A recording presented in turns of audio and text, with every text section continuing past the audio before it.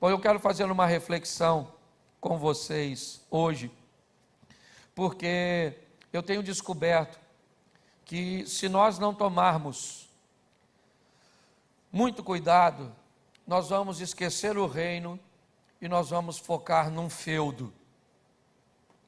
Nós vamos focar num ministério que parece nosso, numa igreja que não nos permite tolerar que os membros que são nossos, eles não tenham direito de ir a uma outra igreja, de membros que são nossos, eles não poderiam naquele dia, apesar de ir a 99% dos cultos que fazemos, trabalharem, se empenharem, mas se um belo domingo chegar alguém da família dele, que faz muito tempo que ele não vê, e que eles resolvem fazer alguma atividade em família para interagir, para celebrar, para ouvir, para conversar, aniversário de um filho, da esposa, da mãe, do pai, mas a cerimônia acabou caindo no domingo, e esse membro, ele acaba não indo à igreja por causa de uma atividade familiar, ele precisa ser corrigido, o que na verdade não tem muito a ver com o reino, é o feudo, e aquilo que eu determinei para aquele grupo, que não pode visitar outra casa. Aliás, você não tem problema de deixar seu filho visitar a casa do vizinho, porque você sabe que assim que terminar a atividade, ele sabe quem é o pai, ele sabe qual é a casa. Ou seja, se nós não prestarmos atenção, inevitavelmente, a insegurança, a medida dos outros começa a ser extremamente desconfortável. O que o outro está fazendo, se vai alguém na igreja do outro, porque o outro tem uma conexão que eu tenho, ou que eu não tenho, e leva um preletor, que alguém da minha igreja deseja ouvir, a minha igreja, então eu tenho problema. Quando a igreja não é minha, ela é de Cristo. Quando não é um feudo, é o reino de Deus. O que é a igreja do colega? É outra agência do reino. Eu não sei se você já parou para pensar, Gerson, alguém do sistema financeiro, mas eu acho que ninguém, da instituição bancária fica chateado de alguém fazer um depósito num caixa de outro estado, porque tudo vai para o mesmo lugar.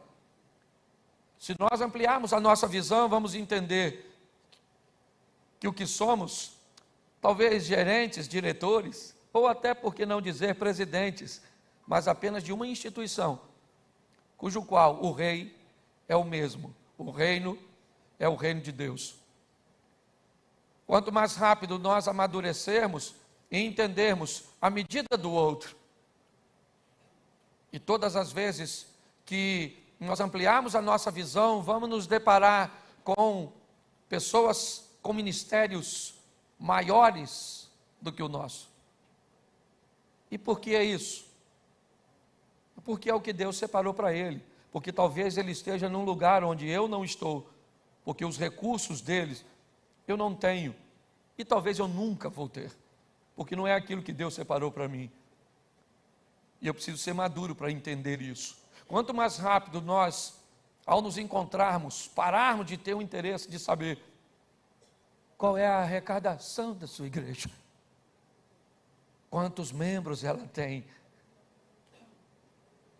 talvez diminua, essa dor, porque eu já não sei hoje se o que dói é não ter ou ver o outro tendo, porque eu não sei se é a frustração de não ter ou o ódio de ver o outro ter. Preste atenção, quando Caim oferece uma oferta, o Abel está do outro lado oferecendo a dele. Provavelmente o que é a aceitação? O fogo que cai do céu para consumir a oferta.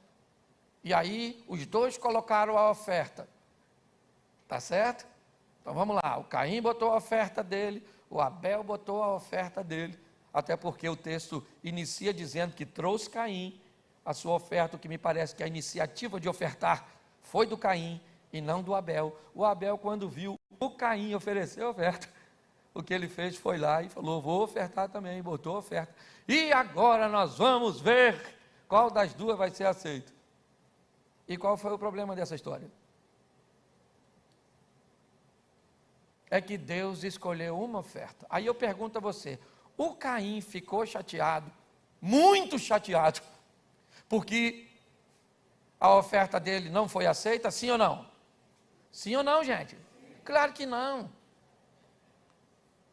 Porque se Deus não aceita a oferta de Caim, mas também não aceita a oferta do Abel, o Abel estava vivo. Porque me parece que o Caim não quer matar Abel, ele está a fim de matar Deus. Porque foi Deus que rejeitou Caim, Abel não tem culpa. Abel poderia falar, o Caim, eu botei aqui, você botou aí. Quem sabe Deus mandou o fogo para o lugar errado. Mas pare e pense. A frustração de ver o outro ter algo que eu não tenho, de receber algo que eu não recebi, de fazer algo, e eu acho que é essa a beleza do reino de Deus. Um vai fazer de um jeito, um é chamado para cuidar de mendigo, outro para abrir uma escola, outro para falar de finanças, certo? Outro para cuidar de drogado, outro para pregar engraçado, outro para cair fogo do céu, o outro é parente da Elza, gelando o ambiente. E é isso que é maneiro, tá certo? Isso é que é legal. Quanto mais rápido você entender a dinâmica do reino, não é do feudo. Você não é um senhor feudal, você é um agente do reino de Deus, tá certo? Então, aprenda uma coisa, eu tenho falado muito isso. Deus vai mandar para o ministério que Ele te deu, gente que é bom na área que você é ruim. O que é que eles são? Uma ameaça? Não. Eles são funcionários do chefe. Aí você não prega nada, porque não prega. Você é um pastor fantástico, que visita, que ora de madrugada, um cara sensacional, mas você é ruim na palavra, você é ruim na palavra. Aí Deus manda quem para o seu ministério? Um pregador exímio. E a igreja gosta dele. A igreja ama o pregador. Pastor, mas não devia me amar? Vai ler a Bíblia, filho. O pastor ama ovelha, não é a ovelha que ama o pastor. Essa é uma mão única. O máximo que você vai conseguir sua ovelha fazer é escutar a sua. Isso. Te amar? Não. Você que tem que amar. Aí o pregador vai lá e prega, a igreja gosta toda dele. O que você faz? Não bota o cara para pregar. Você é miserável. O chefe do feudo sou eu. Se fosse reino, ele pregava. Aí manda um menino de louvor. Canta pra caramba, canta. Você é afinado para bater palma. Desafinado. Você bater palma. Eu sentava de um lado do irmão da igreja, que ele não sabia naquela época não tinha como botar, né, a letra. E irmão Joaquim, nunca vou esquecer. Era um cara altamente participativo do culto. Ele cantava todas as canções. Ele só não sabia a letra. Então ele compunha. Na hora, ele ia no ritmo. Se a palavra era visão, ele trocava por mansão. E lá ia ele, mas ele não ficava de fora de louvor nenhum. Ok? Então eu acho que essa é a grandeza do reino. Eu estou aprendendo a ser pastor. Eu fui pastor pela primeira vez. Aqui foi esse homem que me ungiu a pastor Paulo. Fui pastor pela primeira vez numa igreja dele, lá na Barra da Tijuca. Ou melhor, uma igreja do reino, administrada por ele, tá certo? Então eu ainda sou novo, mas eu sou extremamente observador, e eu vejo o que dói no pastor. Então eu queria refletir com vocês sobre isso, uma das coisas poderosíssimas. Aliás, eu já preguei essa palavra que Deus me deu para pregar na igreja, eu preguei na minha igreja, preguei na última vez que eu tive aqui, foi essa palavra que eu falei aqui, mas hoje eu queria repartir com você o texto. Aliás, é isso que nós vamos fazer em 2023. Nós vamos pegar mensagens extraordinárias e vamos disponibilizar para que vocês possam, pelo amor de Deus, pregue a palavra dos outros. Te ensinar no ministério que não pode. Você pode ir lá usar a lenha dos outros, você só tem que ter fogo. E precisa falar o nome? Eu não falo. Já preguei mensagem do Gerson que está ali e não falei que era dele, porque o ápice da criatividade é copiar sem citar a fonte.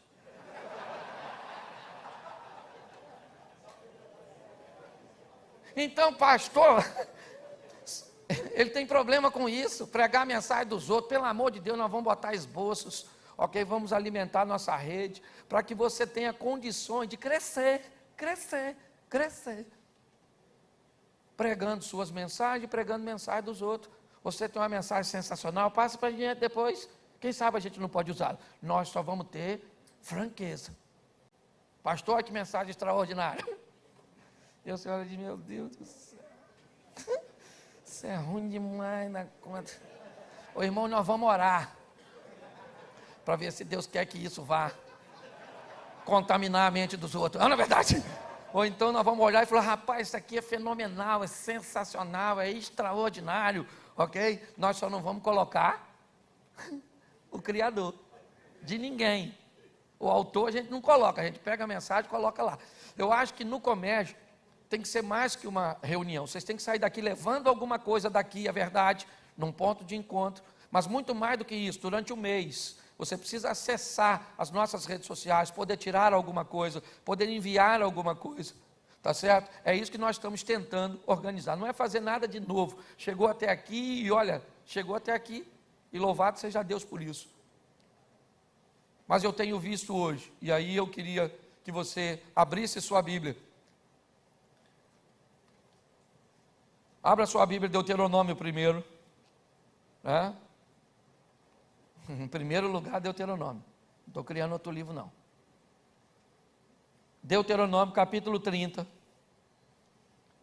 verso 19.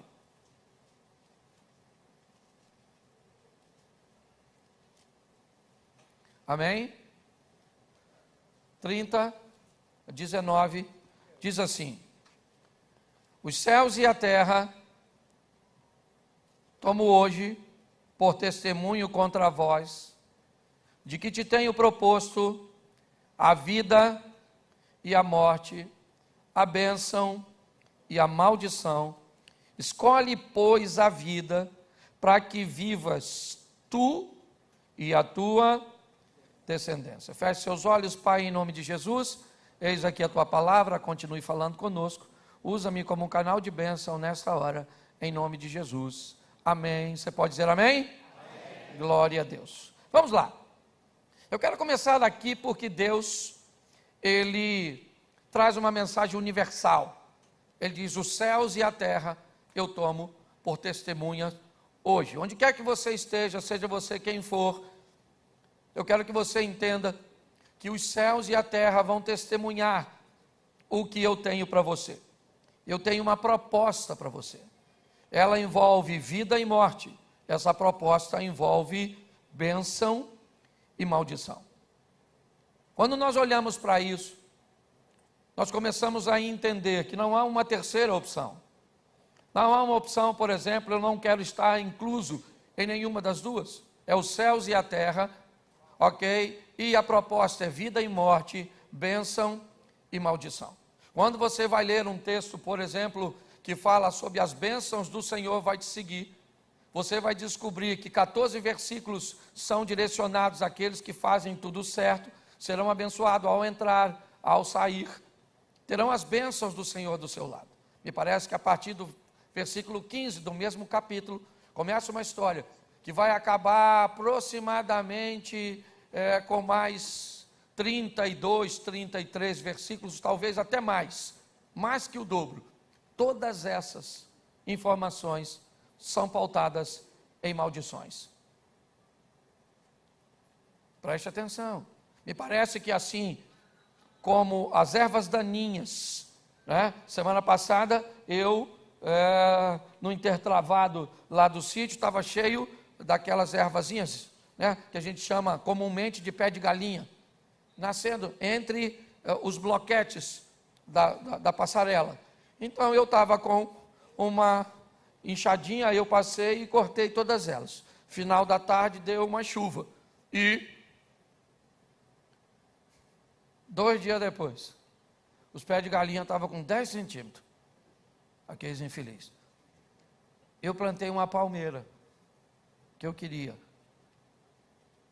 Uma vez que eu mudei de lugar. E ela não suportou. E ela morreu. aquilo que eu não queria que nascesse, nasceu com uma força tão grande, porque não presta.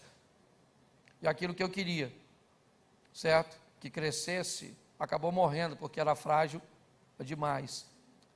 Me parece que quando o assunto é plantio, as coisas ruins que eu faço, ou os erros que eu cometo, eles conseguem progredir com muita facilidade, eles conseguem perfurar, né, diversos obstáculos para aparecer para mim e para você como aquela erva daninha que não me serve de nada.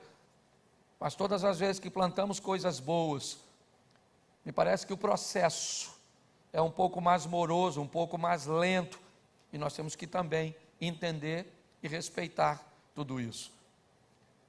Porém, não há uma terceira opção, ou é vida ou morte, ou é bênção e maldição. E esse Deus diz assim: escolhe, pois, a vida, tu e a tua descendência. Deus está dizendo: olha, eu estou com uma proposta para você, mas para que não haja erro, apesar de achar que ela é muito simples, eu vou dar a vocês a resposta certa. O profeta Jeremias, no capítulo 29, no verso 11, diz: porque eu bem sei os pensamentos que tenho a respeito de vós, diz o Senhor, pensamentos de paz e não de mal, para vos dar o fim que esperais. Deus está dizendo: eu sei que você quer o bem para si mesmo, eu sei que você quer o bem para a sua igreja, eu sei que você quer o bem para a sua família, eu sei que você quer o bem. Ninguém está aqui em busca do mal, essa é a verdade. E Deus diz: mas eu quero que você saiba os pensamentos que eu, Deus, tenho a respeito de vós, e eles são pensamentos de bem, são coisas boas, não são coisas ruins, porque eu quero dar a você o fim que você quer para você. Mas como eu vou fazer isso, Deus? Como? Se você escolhe o mal, se você escolhe a morte. Se você é pastor, sabe que os textos estão todos entrelaçados e comprometidos uns com os outros. É o profeta Isaías dizendo: agora cantarei ao meu amado o cântico do meu querido a respeito da sua vinha. Meu amado tem uma vinha no outeiro fértil, e a cercou, a limpou das pedras e plantou de excelentes vides, edificou no meio dela uma torre e edificou no meio dela um lagar e esperava que desse uvas, porém deu uvas bravas. Que farei eu com a minha vinha? Tudo que eu podia fazer por ela, eu fiz, e todo o investimento que eu fiz por ela, ela deu uvas bravas. Sabe o que eu vou fazer? Eu vou cortar a minha vinha, eu vou colocar a minha vinha no fogo, eu vou deixar o terreno, né, sem a plantação. Preste atenção, as escolhas, elas estão aí, e nós estamos diante dela. O que nós precisamos entender é: será que nós não somos sabotadores de nossos próprios sonhos? E Apocalipse, capítulo 20, verso 6, diz assim: bem-aventurado e santo aquele que tem parte na primeira ressurreição, pois sobre estes não tem poder a segunda morte, mas serão sacerdotes de Deus em Cristo e reinarão com ele 1000 anos. Preste atenção, segunda morte. Eu tenho falado muito sobre isso. Mateus 10, 28 diz assim: e não temais os que matam o corpo e não pode matar a alma, temei antes aquele que pode fazer perecer no inferno a alma e o corpo. Preste atenção aqui, nós estamos diante de uma proposta, a de Deus, como eu disse. E qual é a tônica da Bíblia? A tônica central da Bíblia, ela é focada na palavra vida, que se divide entre vida terrena, biológica, e vida espiritual, vida eterna. Tudo aquilo que você ouvir na Bíblia, inevitavelmente vai estar falando a biologia, e por que não dizer, unindo até o físico ao emocional e a parte espiritual. Quando a Bíblia diz não sofre o dano da segunda morte, a palavra morte aqui tem a conotação de separação, e você morre a primeira vez quando seu espírito se separa do corpo, e quando o espírito se separa do corpo, a primeira separação acontece, o corpo então cai morto e retorna para o pó, e o espírito volta para Deus, porque o espírito está pronto, ele é de Deus. Porém agora em xeque está a alma, e essa é a segunda morte, a segunda possibilidade de separação. A hora de dizer se a alma vai para Deus, ou tem comunhão com Deus, ou ela se separa de Deus. Por isso a segunda morte. Ao que vencer, não sofrerá o dano da segunda morte. Ele sofre até o dano da primeira morte, mas da segunda ele não sofre. O espírito se separa do corpo, mas a alma não se separa de Deus. E aí, Mateus 10, 28 diz: por isso, não temam aquele que pode matar o corpo, mas não pode fazer nada com a alma. Temam antes aquele que pode matar o corpo ou fazer o corpo e a alma perecer. Quando nós olhamos para isso, vamos descobrir que estamos envoltos de uma forma muito intensa sobre nossas escolhas. E pasmem vocês, você quer saber qual é a vontade de Deus para a sua vida? Na maioria das vezes é fazer aquilo que você não quer fazer. Você quer orar? Não. Então ora, porque essa é a vontade de Deus. Você quer estudar? Não. Então estuda, porque isso é bom para o seu futuro. Você quer respeitar? Não. Então respeite. Tudo aquilo normalmente que nós não queremos fazer, se nós olharmos com um pouco mais de carinho, vamos descobrir que é exatamente o que temos que fazer. Pautado nisso, eu quero mostrar para você de uma forma muito simples que pessoas podem ter resultados extraordinários no seu relacionamento para com Deus, mas podem ter sérios problemas nos seus relacionamentos interpessoais. Eu quero mostrar para vocês hoje, depois da palavra você decide quem você gostaria de ser, no exemplo que eu vou dar, Elias ou Eliseu.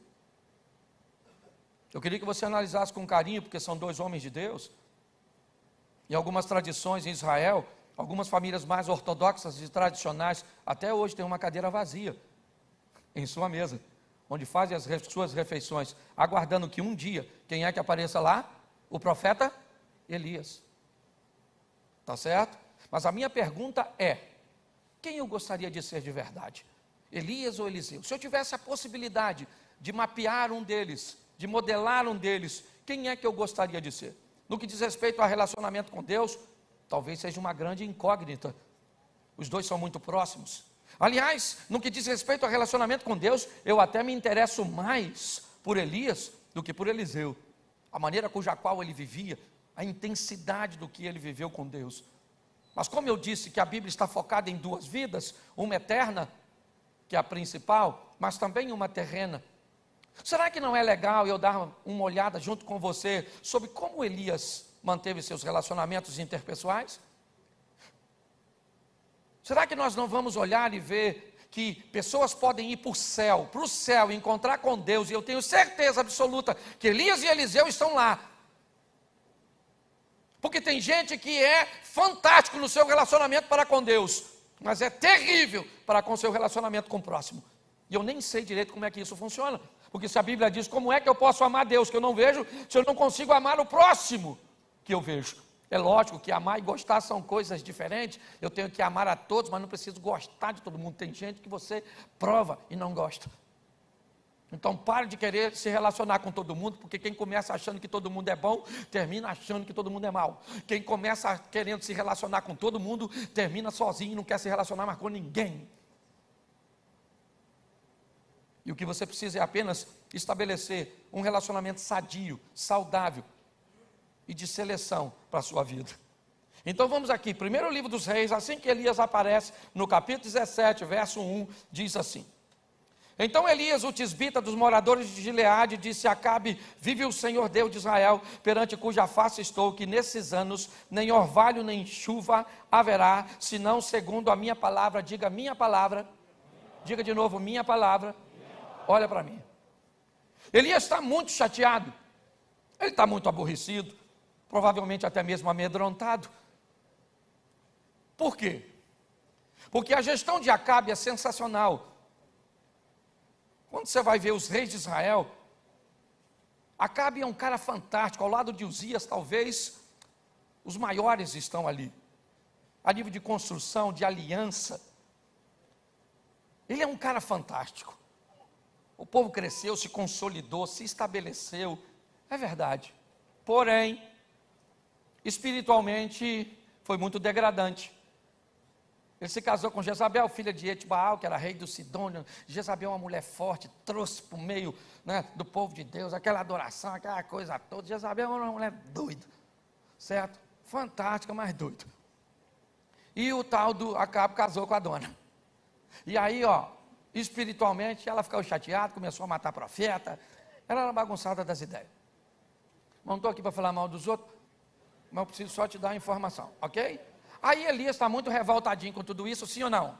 Até porque ele é profeta, é ou não é? Se tem uma coisa que Elias preza, é o seu relacionamento para com Deus. Elias foi lá com Acabe, chateado.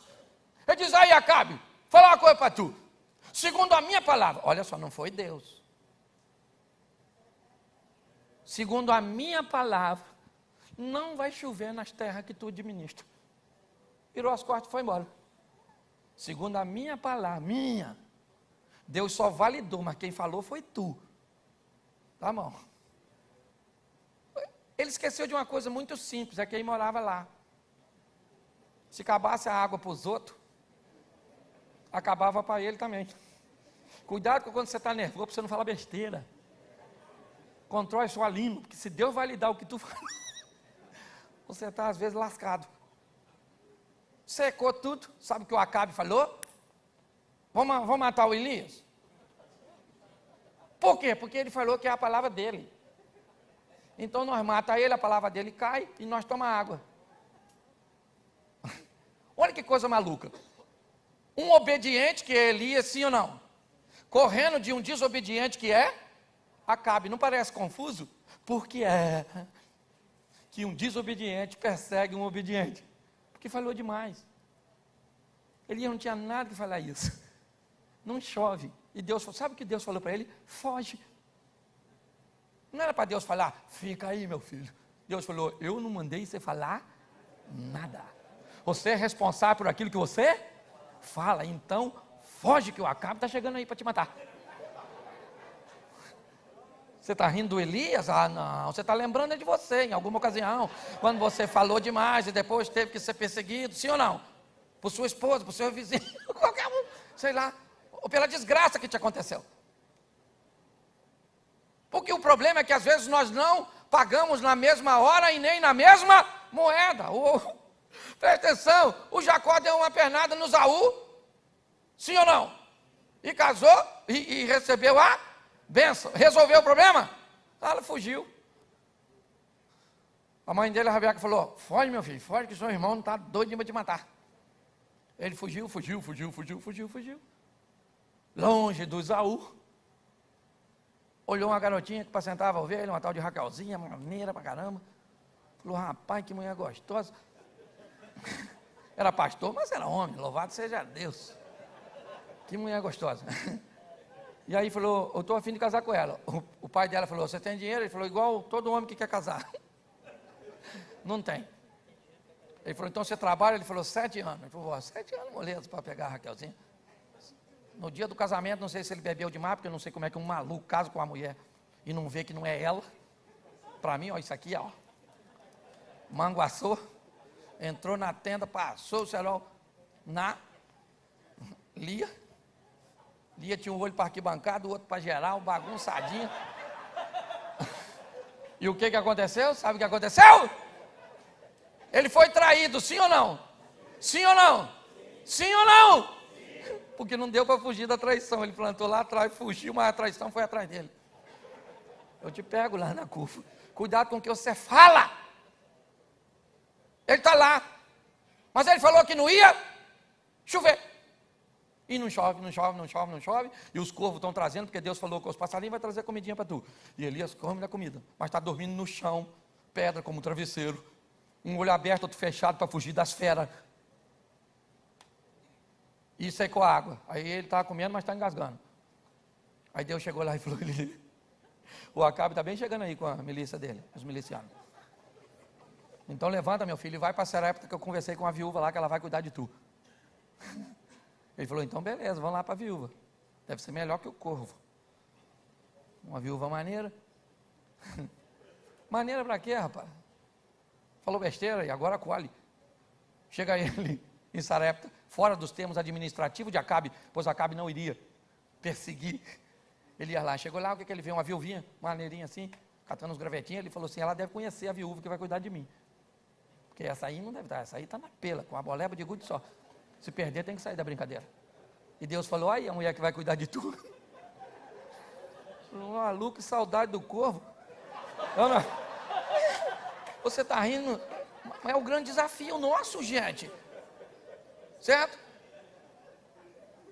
E sabe o que é o maior barato? Olha o que o texto diz. E Deus falou, vai para Sarepta, que pertence a Sidom, porque eu já conversei com uma viúva, conversou nada.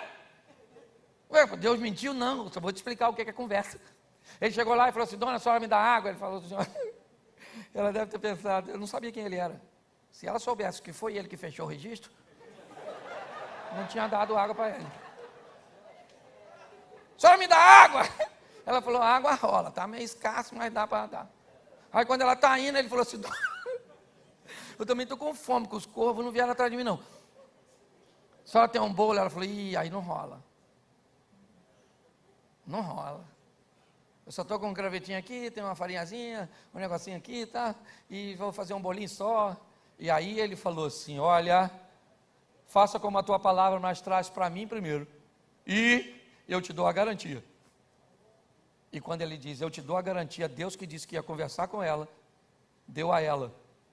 Porque ela tem medo de tirar a comida de seu filho para dar para o profeta, sim ou não? Sim ou não?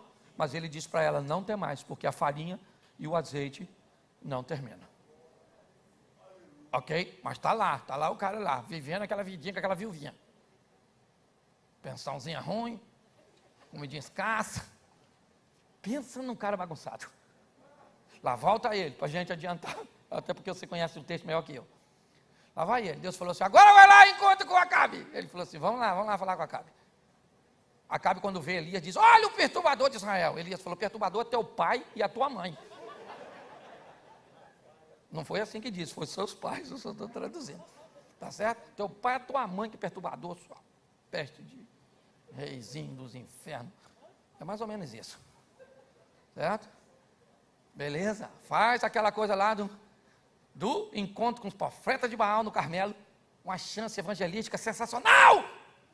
Todos os profetas estão vendo o fogo cair do céu e descobrindo quem é o Deus de... O que merecia depois de um evento como esse? Um apelo. Quem de vocês quer receber? Jeová Jireh, o Deus da provisão.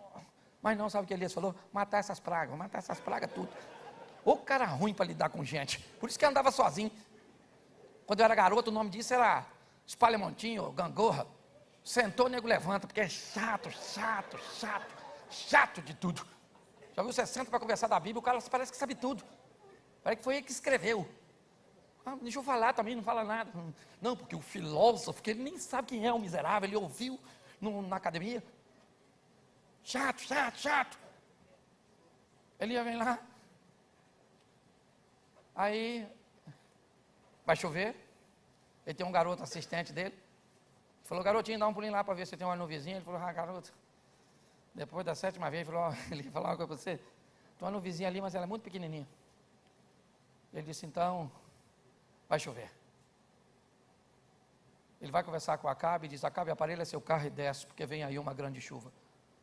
Mas esse garoto fica pelo caminho, porque ninguém consegue viver com Elias muito tempo.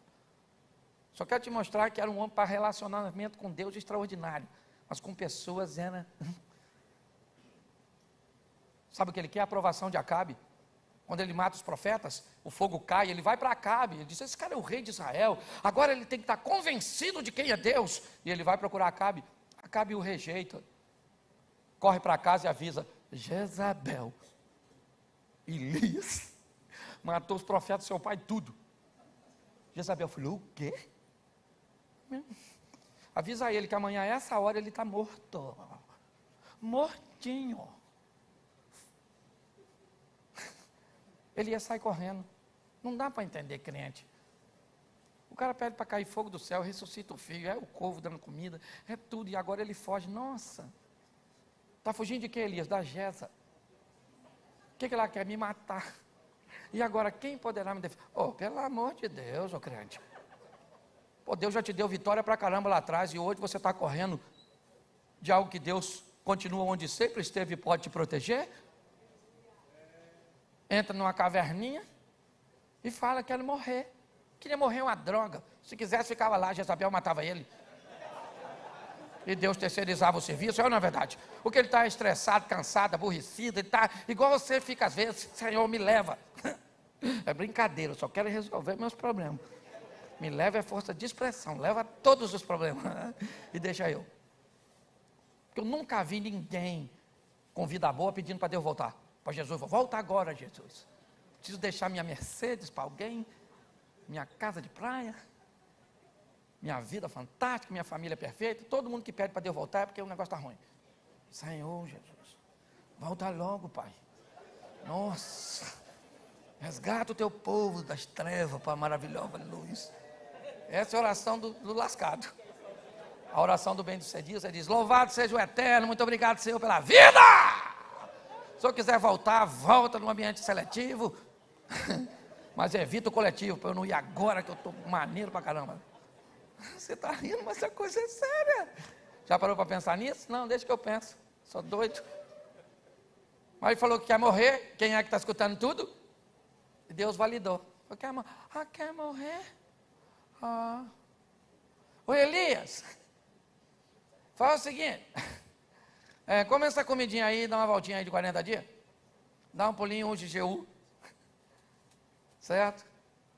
Unge, me ajude aí com o outro rei, Azael, certo? E unge Eliseu, filho de Abel, Meolá, em seu lugar. Quando ele falou, em seu lugar, ele falou, mas eu nem morri? Ele estava brincando, Paulo, eu nem morri, não morreu, mas pediu. E Deus falou, morre. Então vem, vai lá e unge Eliseu. Aí vem o cara, para mim, esse cara, gente, esse cara Eliseu. Entra Eliseu em cena. Elias passa a capa nele e sai andando. Elias é difícil. Eliseu corre e falou, Elias, peraí, pô, nem assim não sou tisbita. Eu tenho família, entendeu? Eu vou dar um pulinho lá em casa, falar com o papai, com a mamãe. Profeta que não tem casa e não tem família, não sabe o que é relacionamento. Você está entendendo? A diferença de Eliseu e de Elias é isso. O profeta tem casa, ele tem família, ele tem história, ele tem igreja, ele tem raiz. Eliseu começa do mesmo jeito e Deus dá uma família para ele. Lembra que o recebe? A história dele muda. Eliseu falou, vou lá beijar meu pai, mamãe, e outra coisa, vou fazer uma festinha aí. Fazer uma festinha, tacar fogo nesses boizinhos que vai morrer os boizinhos hoje. Vou pegar o aparelho, vou fazer um cozidão e um assadão. O povo não comia nada frito. E o que Eliseu está dizendo? Vou fazer uma festa de despedida, cara. Beijar papai e mamãe, porque eu estou indo para uma vida que não tem volta. A vida de pastor não tem volta, meu irmão. Você é pastor para sempre. Você pode ser pastor desviado, pastor doente, pastor lascado, pastor... Você é pastor. Acabou. Não tem mais volta, não é volta. Você é pastor até no inferno, se for. O diabo diz. Taca fogo no irmãozinho lá. Olha só.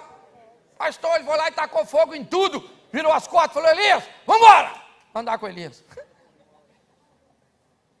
Chega em Gilgal, lugar da aliança, onde o povo foi circuncidado. Elias falou para Eliseu, Eliseu, fique aqui. Eliseu falou, o quê? Ele falou, fica aí, poxa. O Senhor me enviou. Olha que homem ruim. Fica para quê, rapaz? Se Deus mandou andar contigo, eu vou contigo, Eliseu. Vive a tua alma. Vive o Senhor e a tua alma que eu não te deixarei. E você vai para onde? Ele falou, eu vou para Betel. Ele falou, eu estou junto contigo em Betel. Chegou em Betel, sabe o que o Elias falou? Fica aqui. Eliseu falou, Elias, eu vou contigo. Você vai para onde? Eu vou para Jericó. Ele falou, estou dentro. Foi para Jericó. Chegou em Jericó, o que o Elias falou? Fica aqui. Porque o Senhor me enviou para o Jordão. Se fosse tu. O que Elias está dizendo? Eu não quero ninguém perto de mim. Eu não gosto de gente. Vou acabar pedindo para cair fogo em cima de você. Chateado, aborrecido, porque tem gente que não gosta de gente. Tem gente que não gosta de gente. Eliseu falou, eu vou contigo para Jericó, para o Jordão. Lá do outro lado do Jordão. Ele falou, eu vou também, eu vou. Elias falou, vamos embora, Eliseu. Chegou do outro lado. Elias falou assim, pede o que você quer que eu te faça. Eliseu falou, para falar uma coisa para tu, olha que, pô, gente, Elias, eu gosto tanto de tu, você é um cara tão fantástico, você é um exemplo para mim, você é um cara sensacional, Elias, mas você é tão bom que eu gostaria, Elias, de ir além de onde você foi, cara, bota a mão na minha cabeça, ministra sobre mim, vambora! Quero uma porção dobrada. Elias falou, dobrado, você é maior que eu, essa peste desse Eliseuzinho ali. Não era ninguém antes de eu botar ele no meu ministério. A vida não começou em tu, infeliz, e não acaba em tu. Quem está do seu lado, tem gente aí ó, que caminha comigo. Você caminha comigo para ir nos lugares onde eu não fui, para fazer o que eu não fiz, para receber o que eu não recebi de Deus. É isso aí, meu irmão. Tem essa história não. Bota uma mola embaixo dessa plataforma e arremessa os outros para cima. Elias falou, dura coisa me pediste. Se você me vê, Eliseu falou, se eu ver, se eu não te deixei até aqui, maluco, agora que eu não saio de perto. Vamos embora, a carruagem estacionou lá, o objeto voador não identificado, estacionou. Elias entrou, Eliseu está pensando o quê? Recebi, maluco. Vai com Deus, miserável, vai embora. Tentou me parar, deu certo, nada, vamos embora.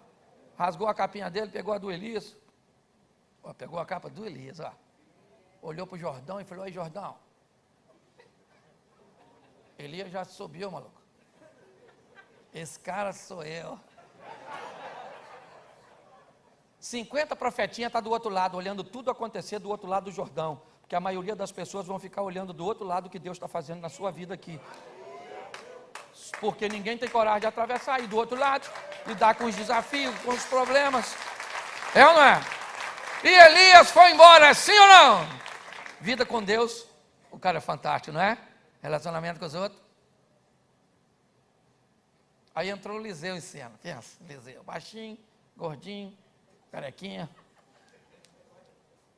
também desafiador, cara bravo, Eliseu, atravessou logo o Jordão, foi trabalhar na escola de profeta, sabe o que aconteceu? A escola explodiu, cresceu, não cresceu com Elias, mas cresceu com Eliseu. Eliseu agregava, trazia os outros para perto, motivava as pessoas, andava com as pessoas. Eliseu é um cara mais acessível, entendeu? Não é também muito dado não, porque pastor não pode também abrir a guarda toda não. Tem aquele dia que você tem que entrar na igreja assim, ó, o que aconteceu? Aconteceu nada.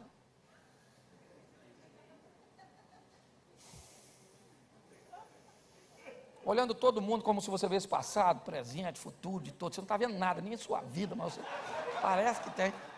Tem aquele dia que você tem que chamar alguém para pregar na sua igreja que não prega nada, Davi, nada. Que aí a igreja termina dizendo, caraca, mano, meu pastor é que prega. Você tem que levar os bons, mas de vez em quando você tem que levar um muito ruim. Que é para enaltecer vocês, faz parte do processo seletivo. Tá certo? Preste atenção. A escola cresce, sim ou não? Sim ou não? A escola cresceu. Eliseu é mais acessível. Bom, Elias dorme no chão, uma pedrinha com travesseiro, no escuro, um olho aberto, outro fechado. Eliseu, uma dona ricaça, olhou para ele e falou, moço, você não quer fazer um lanche aqui? O que que foi lá? Comeu pouco da primeira vez, bem comportado. Ela falou, nossa, esse homem é um homem de Deus. Elias também era, mas Elias dormia no templo, porque falava demais. Ela falou, moço, vou arrumar uma cama, uma mesa, uma cadeira, um candeeiro, e você vai dormir aqui em casa. Ele falou, beleza, o Elias dormia no chão. Era um cara mais fácil de se lidar. O garoto que andava com ele, um belo dia não consegue enxergar a provisão de Deus no ataque dos arameus, cercando a casa de Eliseu em Dotã. O garoto está apavorado, e Eliseu está tranquilo, e Eliseu então olha para o menino e diz, Senhor meu Deus, abra os olhos deste menino para que ele veja o que eu estou vendo. Isso é gente. Mostra para ele o que o Senhor está mostrando para mim, para que ele seja igual a mim, eu não preciso ser maior que ele. Nós somos funcionários do mesmo reino. Abrir os olhos, eu gosto do Eliseu, Cara legal para lidar com os outros. Está lá dormindo na caminha, sabe o que ele falou? Reciprocidade. Poxa, gratidão. Ô, menino, trabalha aqui comigo, chega aí. Essa dona aí é maneira, hein? Arrumou essa caminha aqui para nós, aqui, tudinho direitinho. Será que ela está precisando de alguma coisa? Aí chamou a dona. A senhora não está precisando de nada não? Ela falou, preciso de nada, eu habito no meio do meu povo. Estou feliz pra caramba, sou rica, tenho um marido maneiro. Valeu? Ela vira as costas e vai embora. Fica a conversa entre Eliseu e o garoto. E aí Eliseu deve ter perguntado, o Gizi, essa dona aí, o que a gente podia fazer? Olha só a comunicação com alguém que está abaixo de si. Tem gente que não para perguntar a ninguém da sua equipe, não escuta ninguém. O Gizi falou, ô Eliseu, olha só, vou falar uma coisa para tu. Ela tem filho não. E o marido dela já está, ó.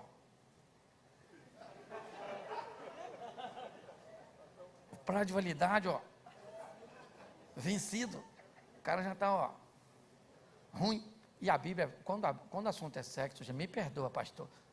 Mas a Bíblia é fantástica. Dá uma lição para nós. O pai da fé tem 100 anos. Fazendo amor. Com a dona de 90, pô. Não dá nem para pensar nisso. É um sacrilégio. 100 com 90, 190 anos, olha. Não é à toa que esse cara é pai da fé. É ou não é verdade? Aliás, é pai da família do F todo. De Jobrão. Eliseu falou, chama a dona. Falou, dona, a senhora tem nos tratado. Olha, eu sou muito grato por tudo aquilo que você fez por mim. Gratidão. Conquiste pessoas. Pessoas vão passar pela sua vida órfã. E Ruth, passando na vida de Noemi. Uns vão embora como órfã. Outros ficam como Ruth. Noemi tem dinheiro? Tem recursos? Tem casa? Ela não tem nada. O que ela tem? O coração. É isso. É o coração. Ela ganhou o coração de Ruth, a ponto de Ruth falou, o seu povo vai ser meu povo, o seu Deus vai ser meu Deus, e onde você morrer, morrerei eu. E outra coisa, certo? Nenhuma outra coisa que não seja a morte vai me separar de ti. Preste atenção. Gratidão. A maneira com que Eliseu se relacionava com pessoas, é verdade, é totalmente diferente. Você pode ser alguém extremamente espiritual, mas viver sozinho. Você tem dificuldade de relacionamento, isso não é para você. Deus te chamou para viver com gente. Que tipo de gente? Gente que é mais talentosa que você em outras áreas. Gente que é mais rica do que você. Gente que é mais pobre que você. Gente que fala menos que você. Gente que fala mais do que você. Você vai precisar aprender. E principalmente no seu ministério. Eu ainda estou garoto. 9 anos que eu sou pastor. Porque preste atenção, às vezes, é muito difícil nós vivermos o que estamos ensinando para o outro. Você lembra o que Elias disse para a mulher lá em Sarepta? Não temas. Mas quando chegou a vez dele resolver seu problema com Jezabel, o que ele fez? Temeu. Aí o anjo apareceu e disse para ele o quê? Não temas. Porque às vezes nós somos habilidosos demais para dar conselho para os outros. Mas quando chega a nossa vez de viver, é um grande desafio. A cidade está cercada. Eliseu está lá. E aí então, Eliseu diz, fique tranquilo, gente. Amanhã a essa hora, na porta da cidade tem pão com fartura. Um comandante olha para aquela situação e diz ao lado do rei, ainda que Deus abrisse as janelas dos céus, é impossível que amanhã, a essa hora, tenha recursos, do jeito que ele está falando, na porta da cidade. Eliseu olhou para ele e disse, aí queridão, vou falar uma coisa para tu, vai ter, mas tu não come. Se fosse Elias, sabe o que Elias diria? Não vai ter droga nenhuma amanhã, só porque você falou isso. Eu não quero dizer que Eliseu não era fraco para resolver. Não, ele só era pontual. E às vezes nós temos muita dificuldade. Eu digo isso por mim mesmo. Muita dificuldade para resolvermos coisas, focos de incêndio, que se forem tratados, que forem reparados, que forem treinados. Eu aprendo isso, eu vejo isso. Hoje o caminho Eduardo caminha com... Fica em pé, Eduardo. Aquele cara ali, ó, é uma joia que Deus mandou. Paulo não sabe. Uma joia que Deus mandou para o meu ministério. Um homem com a capacidade de treinamento extraordinária. Em algumas áreas, ele é muito mais forte do que eu, mais intenso do que eu. E o que Deus fez? Mandou esse cara para me ajudar. Está aí, ó. Eu sou meu secretário no comércio, me ajuda. Pode sentar, meu filho, que Deus abençoe sua vida. É um presente de Deus para mim. Entendeu? É extraordinário. Então eu queria que você entendesse, só que você tem que lidar com gente. E gente é difícil. Quanto mais fortes são as pessoas, mais adversidade ou mais flexibilidade você vai precisar ter. Eu queria perguntar a você, te apresentando tudo isso, no relacionamento entre homem e Deus, dá para ser Elias, sim ou não? Sim ou não?